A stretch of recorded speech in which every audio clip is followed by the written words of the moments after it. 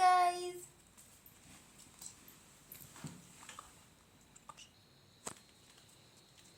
আজ হলো দীপাবলি। তো সবাইকে জানাই শুভ দীপাবলি। তো দেখো, আমি আমার মা কালীকে কি সুন্দর করে সাজিয়েছি, নিজে হাতে জবা ফুলের মালা গেঁথে দিয়েছি।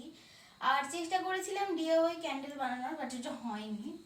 সো সেটাও আছে সামনে। তো কারা কারা এই ডিআইওয়াই ক্যান্ডেলটা ট্রাই করলে বলো, আমার তো পুরো হ্যাকটাই ফেল হয়ে গেছে।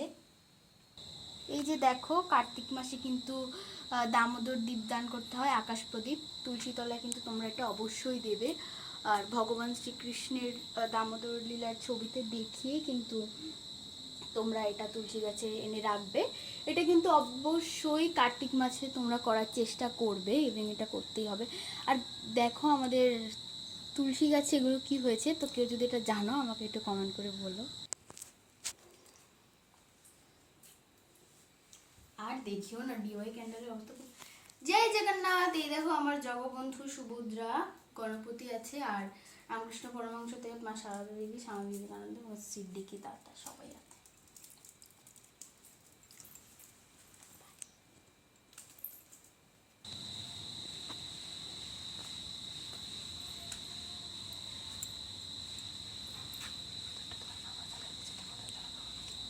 এই যে আমাদের দীপাবলির প্রথম প্রদীপ, যেই প্রদীপটা আমার বাবা আমাকে আমাদের দিয়ে জ্বালিয়ে দিয়ে গেছে।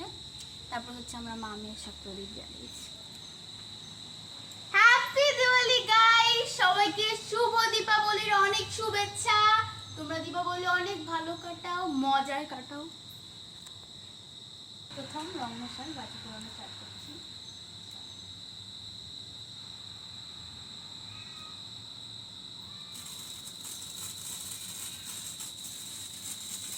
Happy Diwali. Happy Diwali guys, happy Diwali. ও রং মশাল, তো কারা কারা দিওয়ালিতে বাজি পোড়ালে বলো। Happy Diwali, happy Diwali guys, happy Diwali, happy Diwali, happy Diwali, happy Diwali, happy Diwali সবাইকে। আর সবাই প্রচুর প্রচুর মজা করো, আমার মতো প্রচুর প্রচুর বাজি পোড়াও, রং মশাল কেনো, ফুলঝুরি কেনো, অনেক এনজয় করো। Happy Diwali guys. তো তারপর তো আসল চমক আছেই রাতে, সেটা হলো ঠাকুর দেখতে যাও। দেখো আমার কালারটা কি সুন্দর এসছে।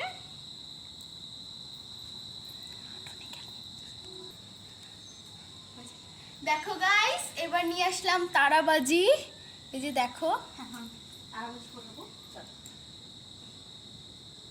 আমি দুটো ছাড়া আর বাজি পোড়াই না, আমি বাজিতে অনেক ভয় পাই। তাও আমার বাবা ছোটবেলা থেকে আমার এই দুটোতে একটু সাহস এনে দিয়েছে। এই যে দেখো ধরে গেছে বাজি।